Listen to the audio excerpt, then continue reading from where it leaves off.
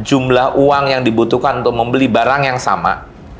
Jadi waktu tahun 1775 barang yang sama itu harganya $1, di tahun 2005 barang tersebut harganya $3.000. Karena waktu yang udah berjalan. Ya, dan kita bisa bayangin pada saat uang itu begitu banyak, apa yang terjadi dengan rakyat yang tidak bisa mengikuti kenaikan pendapatan seiring dengan kenaikan suplai uang.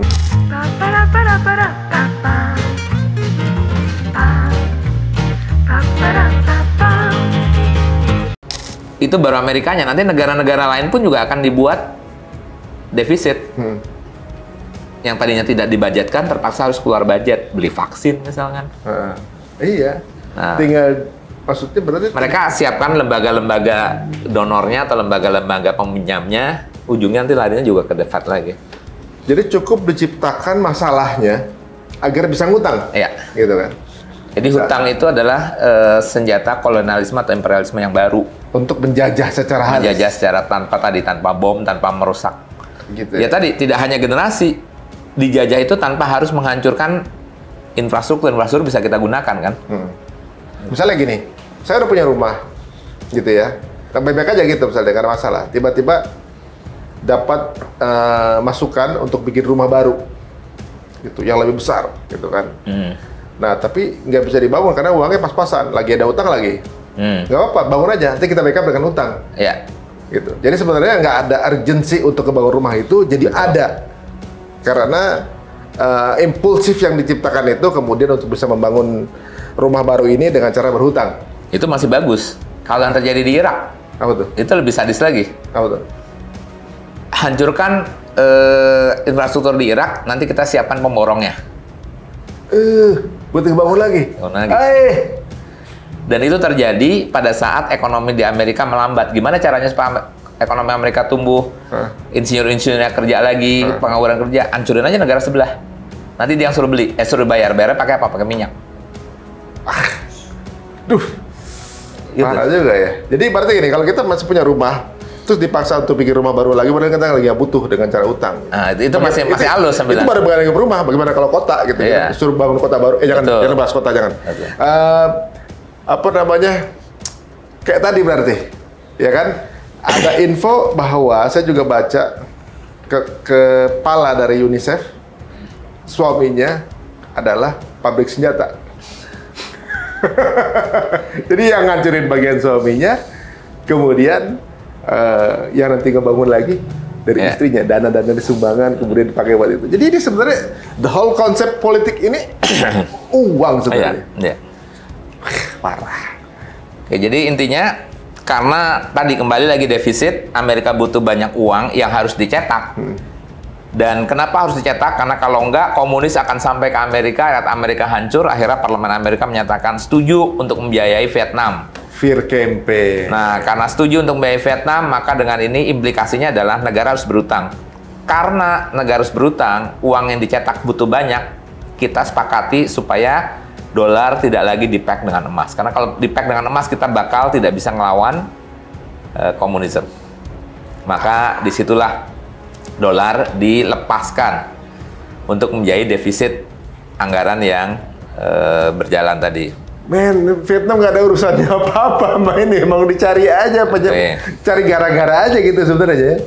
Dan mending kalau menang, kalah kan dia. Kalah juga gitu. Ya, tapi kan bukan masalah itu, yang penting udah keburu ngutang kan gitu. Itu pasukan, prajurit, capek-capek latihan segala macam cuma buat boneka dari orang-orang ini. Ya. Ngapain mati percuma sia-sia, nggak bela negara, nggak apa, nggak jihad juga. Alhamdulillah ya. Oke, nah intinya adalah setelah Nixon shock di tahun 1971, maka dolar dicetak luar biasa. Dan pada saat itu ya sudah, dolar tidak terkendali dan ya orang sih taunya supply demand, tapi balik lagi, dolar bisa dicetak kapan saja. Nah intinya adalah data ini menunjukkan bahwa tahun 2005 jumlah uang yang dibutuhkan untuk membeli barang yang sama.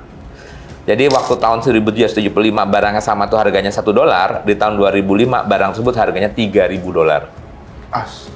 Karena waktu yang udah berjalan. Ya, dan kita bisa bayangin pada saat uang itu begitu banyak, apa yang terjadi dengan rakyat yang tidak bisa mengikuti kenaikan pendapatan seiring dengan kenaikan suplai uang? Atau kalau dia tidak bisa ngikutin jumlah uangnya masuk ke dompetnya, maka yang terjadi adalah daya beli uang dia turun, atau dengan kata lain tambah miskin. Apa ini mirip dengan kejadian dulu pernah ada pengguntingan uang nggak? Kalau Sandering sih itu implikasi aja ya, karena tadi nol terlalu banyak. Memang dampaknya memang Sandering itu pemotongan, meskipun sebagian orang bilang itu netral gitu karena hanya harga saja yang tadinya 1.000 jadi 1 gitu ya. Tapi yang jadi masalah kan karena tadi jumlah uangnya bertambah, harga barang naik. Bagaimana kalau income saya tidak bisa mengikuti persentase kenaikan? Ini tipu daya semua jatuhnya. Dan memang kemiskinan itu dia ciptakan supaya kemiskinan itu menciptakan penghambaan kan. Iya, karena dia butuh untuk hidup. Iya. Akhirnya mau nggak mau ditukar dengan uang. Jadi Iya. Tuhannya itu uang. Gitu. Iya, jadi terjadi penghambaan. Nah, ini kemudian saya gambarkan dengan kenapa sih mulai dari Gold, Glory, and Gospel sampai kemudian cerita Bretton Woods segala macam, kita bicara tentang emas. Ini saya ambil dari hadis Sahih Bukhari. Ini ceritanya adalah Urwah, itu asisten asprinya Rasulullah, diminta untuk membeli kambing. Dipanggil beli kambing, dikasih 1 dinar. Nah, 1 dinar itu kan 4/4 gram. Ya. Paling gampang itu adalah saat ini kurang lebih ya sekitar 1 juta lah. Berarti 1 dinar itu senilai 4.250.000. Ya. Pertanyaannya adalah apakah kambing harga tahun ini 4.250.000 masih dapat kambing nggak? Insya Allah masih. Dan kambingnya bagus 4.1/4 itu. Artinya sejak 1.500 tahun yang lalu harga kambing tidak pernah naik. Harga emas juga segitu. Kalau dihargai dengan emas. Itu membuktikan bahwa yang stabil sih memang emas ya. Iya.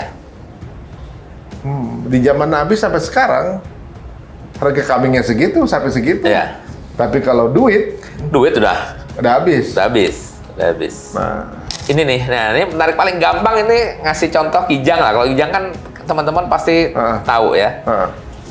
Teman-teman tinggal buka aja recordnya. Tahun 1999 harga 1 gram emas itu 85.000. Sementara harga kijang kapsul waktu itu 95 juta. Ya. Brand new. Sehingga pada saat itu harga kijang baru itu setara 1.118 gram emas. Ya. Nah, sekarang Innova Reborn itu tahun 2019 dirilis. Harganya 400 juta. Di tahun 2019, 1 gram emas itu harganya 600.000. Atau 1 Toyota Kijang Reborn itu setara 666 gram emas. Malah menyusut deh. Makin murah. Berarti kestabilan ada pada emas malah ya? Iya. Bukan stabilan, makin menguat malah. Makin muat. Dan barang dengan adanya teknologi makin efisien, produksi makin efisien, barang itu makin murah. Oh, ya Allah. Jadi yang terjadi itu bukan harga-harga naik, tetapi daya beli mata uang lah yang turun. Tapi dunia ini nggak melek kayak gini. Apa tuh nggak ngeh atau gimana? Karena udah berjalan sesuai sistem gitu. Fed up. Jadi ya tadi dijejalin berita-berita yang ya pokoknya kita ya tadi sampai lupa gitu apa yang harusnya kita simpan gitu ya. Nah, ini lagi yang menarik tentang reserve tadi ya. Semua negara pada saat dia surplus, dia simpan tabungannya di currency, di dolar karena dia butuh buat transaksi dan seterusnya. Pertanyaannya adalah, harusnya yang paling percaya sama dolar siapa? Amerika yang nyiptain. Iya. Tapi dia juga nggak mau pegang dolar. Kok gitu? Reserve dia itu 75% disimpannya dalam bentuk emas. Oh. Menarik kan? Oh iya. Dia sendiri ya, agak orang munafik juga. Dia nggak nyuruh orang pakai dolar, dia sendiri juga nggak keep kan gitu. Iya, dia nggak pegang ya. Dia tahu persis berapa nilainya dolar. Kemudian juga Jerman, Itali, Prancis itu 71% itu rata-rata simpennya dalam bentuk emas. ya, surplusnya.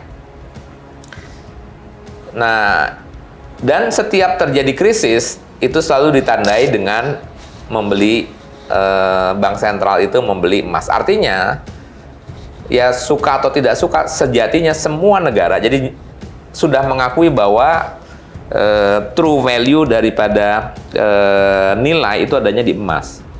Sebenarnya mata uang tuh rapuh banget Bro sebenarnya. Iya, karena dia dibangun dengan tadi Dengan sistem hegemoni. Balik lagi, Amerika kan bagusnya di Hollywood. ini penipuan masif sebenarnya bisa dibilang ya. Ya Sistem kan, gitu. Iya, Amerika tuh menang hanya di Marvel lah. Gitu. Tapi Iya. kalau di lapangan Ditipu juga dia. di Taliban dia kalah, di Vietnam dia kalah, Iya. gitu kan. Terus di ini juga nggak menang kan? Cuman gitu. karena kita kebanyakan sebagian kita Nonton film. Nonton Rambo gitu kan. Ya meyakini itu Emang ya. mereka memang mungkin brainwashingnya dari Hollywood ya kan, bahwa jadi Iya. polusinya dunia gitu, bahkan alien aja dia yang ngusir, alien aja dia yang ngalahin gitu seolah-olah kan. Betul, betul. Bener ya? Makin kelihatan nih teman-teman semuanya. Ya. Oke. Nah, dan gimana peta dari sirkulasi uang dunia? Jadi balik lagi, negara-negara tetap ini in term of nilainya. Sebahagian negara-negara tadi yang besar-besar tadi kan memang nyimpen reserve-nya dalam bentuk emas. Jadi memang kekayaan dunia itu pada dasarnya masih berbasiskan emas. Nah, tetapi dari sisi currency, Amerika itu sudah menguasai 62% dari sirkulasi mata uang di seluruh dunia. Memang renminbi itu mencoba untuk bisa melawan lah. Di samping euro dan seterusnya. Tapi kalau Amerika, euro, pound sterling itu kan udah satu kiblat lah. Iya. Gitu. Nah, ini sejarah singkat saja. Dulu mulai dari barter, kemudian gold, pindah ke metal coin, masuk era fiat money, paper money, plastic card gitu ya, kartu kredit, electronic money, dan terakhir ini adalah kripto. Ini semuanya tipu daya berarti ya. Ujungnya sebenarnya Kripto itu. lebih dahsyat lagi, itu malah nggak ada basisnya sama sekali itu. Ini nggak ada apa namanya akan apa ini? Iya, ini iya. ya kan nggak ada emasnya, nggak ada. Terus pegangannya dari mana? Dia gitu.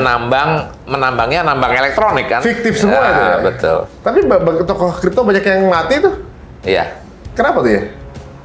Ya walau Karena mungkin dia punya rahasia di balik itu. betul, Kali. betul. Wow, ngeri teman-teman. Nah, itu tadi cerita dan mungkin saya tutup dengan beberapa fakta berikutnya. Nah, ini dia menarik nih. Cerita tentang Gaddafi tadi ya. Oh, sebentar. Sebelumnya pakai Gaddafi, tadi ada beberapa tokoh yang kemudian mencoba untuk mengungkap di penjara, kemudian meninggal. Ada lagi satu lagi diasasin. Nah, apakah Gaddafi juga nasibnya sama? Oke. Nah, cerita tentang Gaddafi ini memang orang-orang banyak bilang ini fiktif, tapi yang saya pasti dapat ini pada saat cerita ini lagi booming, saya coba masuk ke dalam WikiLeaks gitu ya, berhasil masuk, tapi sekarang saya coba masuk lagi nggak dapat, nggak bisa lagi. Nah, ceritanya adalah pada periode Trump dan Hillary itu menjelang akhir pencoblosan, Hillary itu selalu pollingnya di atas gitu ya. Sampai terjadi salah satunya adalah penyebabnya adalah bocornya WikiLeaks itu adalah surat Hillary sebagai Menteri Luar Negeri. Nah, kalau buat di Amerika mereka nggak terlalu peduli dengan substansnya. Mereka peduli ini gila ya, ada Menteri Luar Negeri kirim email atau menerima email melalui surat email yang tidak di-encrypt, padahal dia adalah Menteri Luar Negeri dari negara superpower dan isinya pun classified, artinya harusnya di-encrypt dan seterusnya.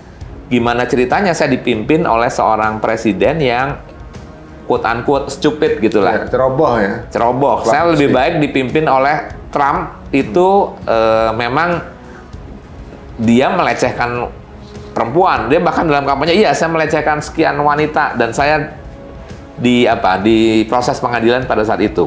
Seorang orang bilang, kerennya jujur ya presiden kita ya. Salahnya tetap dicari kebaikannya gitu ya. Cuman dia bilang ini saya mendingan dalam beberapa artikel disebutkan bahwa kalau saya pilih Hillary, saya khawatir memilih serigala berbulu domba gitu. Dia kelihatan pintar tapi stupid. Bodoh. Mendingan saya memilih, ya sudah kalau di situ sebutkannya if I choose lion, jadi si Trump itu sebut lion. But sejelek-jeleknya dia real lion gitu. Artinya kalau dia memang singa, kita tahu cara menghadapi singa. Daripada saya menghadapi domba, padahal dia serigala, kita ketipu, kita nggak siap. Gara-gara blunder ini. Salah satunya blundernya apa? Nah, blundernya tadi selain yang di encrypt itu isinya adalah memang rencana daripada Gaddafi untuk mendirikan bank sentral untuk Afrika Utara. Karena dia sudah menyiapkan cadangan emas sebanyak 143 ton yang nantinya akan dijadikan basis dari penerbitan mata uang Libya. Oh, Gaddafi udah punya visi ke sana. Karena nanti kalau mata uang Libya itu berbasiskan emas, persis kayak cerita Bretton Woods tadi. Negara-negara Afrika Utara kan up and down tuh. Kadang inflasinya tinggi sekali, segala macam. Nah, untuk transaksi luar negeri ya udah pakai punya saya aja lah. Ini sudah digaranti dengan emas yang memang saya miliki. Jadi walaupun uangnya pun ini juga bisa dipakai buat tukar emas, buat tukar langsung gitu kan? Dan akibatnya hegemoni dolar di Afrika Utara itu terancam. Bisa-bisa nggak laku lagi tuh. Betul. Bisa-bisa nggak bisa dikontrol nih Afrika nih. Ya artinya bisa-bisa melahirkan inspirasi buat negara-negara yang memiliki cadangan emas yang cukup banyak. Nah, akhirnya selesailah cerita Gaddafi. Berarti dia dikriminalisasi ya? Gitu. Dia seolah-olah pemimpin yang lalim yang diturunkan rakyat, gitu kan? Yang kalau nggak salah melalui Facebook apa gitu. Pokoknya seolah-olah kayak ada kesalahan dia yang dibuka, dia harus di-impeach gitu kan? Di-impeach, gemar wanita lah, segala macam fitnah-fitnah yang kemudian belakangan rakyatnya baru ngerasa iya ya sebenarnya zaman Gaddafi lebih enak gitu. Lebih enak, betul. Karena secara ekonomi sebenarnya mereka fine-fine aja gitu. Oh, ternyata. Ya, itu ceritanya tentang fiat money. Guys, ini menarik ya. Karena apa? Ini berarti sekelompok orang ini yang meng-create hal ini seperti punya kartu truf atau kuncian. Ya. Beberapa pemimpin negara yang vokal sedikit hilang. Betul. Nasionalisasi itu tidak semudah yang sudah-sudah gitu ya. Ya anggaplah dulu pernah pemerintah pasca Belanda gitu nasionalisasi perusahaan-perusahaan milik Belanda, Stanvac, segala macam. Nah, apakah kemudian anggaplah Freeport gitu ya tiba-tiba dinasionalisasi gitu ya? Menurut saya juga tidak semudah itu gitu ya, karena sudah cukup rumit lah. Tapi kembali lagi, ya karena tadi negara itu semakin saling bergantung satu dengan yang lain. Ini yang kita sebut dengan globalisasi itu semakin tergantung dan ya tadilah semakin kompleks. Tapi buat kita yang penting paradigma kita terhadap uang itu dikembalikan kepada yang seharusnya lah. Tapi pada saat kita sudah menghamba, jadi kita menghamba kepada uang, pada saat uang itu terjadi apa-apa, wah kita kayak lost, ya kayak hilang hidup lah gitu. Seolah-olah tujuannya ada di uang. Iya, tujuannya ada di uangnya. Ini terbuka ya, ibaratnya sekarang banyak yang baru mungkin mind blowing gitu ya. Oh iya ternyata begitu ya. Jadi teman-teman semua, ini sebuah sistem ya sepertinya. Dan memang kalau kita pikir bahwa uang itu, kalau misalnya kita pegang kertas sama uang kertas, kalau kita lecekin, dibuang ke tempat sampah, yang diambil yang uang. Iya. Karena ada harganya, gitu ya. Dan ternyata harganya ini adalah karena orang-orang sepakat bahwa ini ada nilainya kan, gitu. Persepsi. Nah, betul. Berarti keberhasilan Yahudi untuk menciptakan Tuhan baru yang kecil ini itu sesuatu yang pantas diacungi jempol juga. Ya, ilusi lah. Ilusi ya. Ilusi. Selama ini kita sampai capek-capek habisin waktu apa segala macam ngumpulin sesuatu yang sebenarnya itu adalah Jadi tadi sebenarnya uang itu statusnya adalah sebagai alat untuk, ya, balik lagi, uang, kenapa uang itu, artinya dalam konteks kita ya, meletakkan uang itu sebagai alat untuk beribadah, artinya dia yang harus menghamba sama kita, gitu ya, dia yang harus menghamba sama kita. Dan kembali lagi, yang saya katakan tadi, sistem, begitu tidak adilnya sistem di dunia ini, sehingga kalau kita kembali lagi singgung sedikit saja, currency war itu bisa menyebabkan sebuah negara tiba-tiba menjadi tidak kompetitif dibanding negara lain. Contoh misalkan gini, ini yang saya katakan, kita kadang-kadang sibuk sama perdukunan, babi ngepet, dan saya selalu katakan nggak ada ceritanya negara itu miskin atau rakyat itu miskin karena banyaknya babi ngepet, perdukunan, pesugihan kayak gitu ya. Yang ada itu adalah negara miskin karena sistem yang tidak adil, tidak fair, akses terhadap usaha dan seterusnya. Saya ambil contoh misalkan, ada dua negara. Tadinya dua negara ini berseberangan, sumber dayanya sama, pabriknya sama, teknologinya sama gitu ya. Nah, kemudian dia menjual barang yang sama, anggaplah identik. Yang satu, nilai tukarnya itu terhadap dolar, balik lagi, lebih rendah dibanding negara yang satu, di mana nilai tukarnya lebih tinggi. Dampaknya apa? Dampaknya di mata dunia internasional, barang A itu lebih murah dibanding barang B. Padahal semuanya sama. Struktur teknologinya sama, sumber dayanya sama, even barangnya identik, dan kerja keras mereka pun juga sama. Tetapi gara-gara yang satu nilai tukarnya relatif lebih murah dibanding dolar, menyebabkan produk dia seakan-akan lebih unggul. Ini yang sebenarnya jahat daripada sistem currency war ini. Gitu. Jadi kebohongan yang dilakukan berjamaah akan dianggap sebuah kebenaran. Betul. Betul. Sebenarnya bohong sama, iya segitu keluarganya berjamaah gitu kan. Jadi itu yang kita kadang suka bilang, di China itu barang-barang lebih murah. Pertanyaan saya, apa emang seperti, ya jangan polos-polos amat, jangan-jangan itu dampak dari policy currency war yang dijalankan oleh China karena dia punya resources, membuat nilai tukarnya seakan-akan menjadi kompetitif. Boleh jadi teknologinya sama, ininya sama, tetapi karena kemudian nilai tukarnya relatif lebih bagus, seakan-akan barang Cina lebih murah. Dampaknya mereka hidup, kita mati, gitu-gitu aja. Wah, guys, ini sepertinya membuat pandangan kita lebih terbuka ya. Jadi memang sekarang menjadi kesepakatan internasional bahwa uang adalah alat tukar, betul, gitu kan? Memang itu kesepakatannya, dan kita pun mencari sebagai mungkin sarana untuk menjadi alat tukar kita pun sah-sah aja. Tapi jangan jadikan ini Tuhannya, jangan jadikan ini tujuannya untuk itu. Tapi jadikan ini sarana untuk kita bisa beribadah lebih baik, atau untuk menabung investasi akhirat kita gitu. Uang ditumpukin yang banyak untuk bikin pesantren misalnya, atau untuk nyumbang sedekah, atau membangun hal yang manfaat, atau juga solusi, tapi bukan sesuatu tujuan supaya bisa dikumpulin jadi paman gober untuk jadi kaya gitu. Kalau mau kaya-kayaan udah ada korun zaman dulu, gitu telat gitu kan. Wah, ini membuka mata nih Pak Imam. Ini banyak bab-bab yang lain belum dibuka nih. Bab lain masih ada, nanti kita akan masuk fractional banking system, kita juga akan masuk ke chapter yang lain lah. Waduh. Dimana misalkan Scientology. Scientology juga dibahas kan? Ya, misalkan, ya tadi kan orang kapitalis jelas lah. Ada kelompok orang yang menuhankan pengetahuan. Ada kelompok orang yang atas nama kemanusiaan. Kemanusiaan juga banyak yang Iya, jadi atas nama human rights. Human rights gitu seolah-olah semua nggak boleh ngelain human rights gitu ya kan. Jadi sekarang di sini bahwa teman-teman semua, apa yang kita kerjain sekarang jangan sampai kemudian melalaikan hal-hal yang lain gitu kan. Kadang-kadang kita sampai nggak tidur, ngabisin waktu segala macam untuk sesuatu yang kadang-kadang nggak begitu aja pada saat kita nggak dapet stres gitu kan. Ini menarik teman-teman.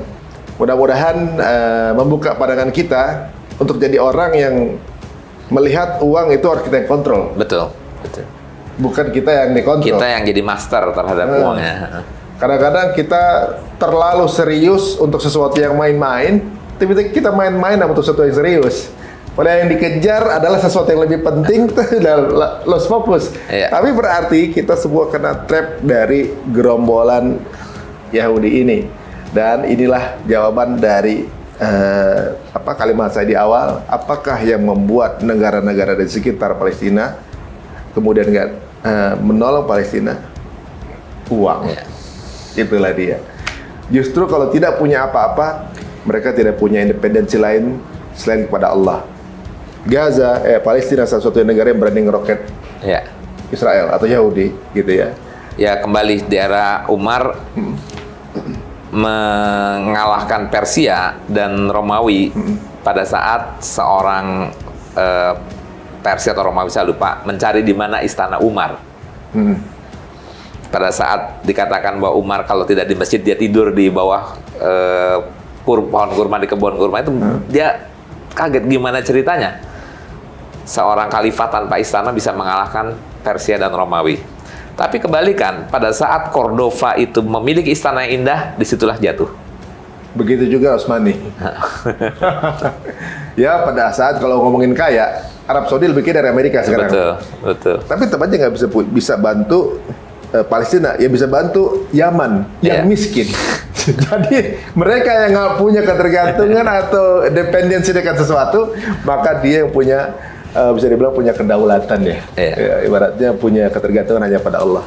Ya, mudah-mudahan ini jadi insight teman-teman semuanya. Boleh percaya, boleh tidak apa yang teori yang dipaparkan barusan, tapi mungkin bisa jadi bahan kita untuk berpikir. Bukti-buktinya sudah dijabarkan, dan kita akan buka chapter-chapter berikutnya untuk membelah apa yang ada di kepala kita. Bagi saya ini juga hal yang baru, saya jadi kepengen belajar. Jadi, terima kasih untuk waktunya Pak Imam nih. Jangan kapok Pak Imam. Insyaallah.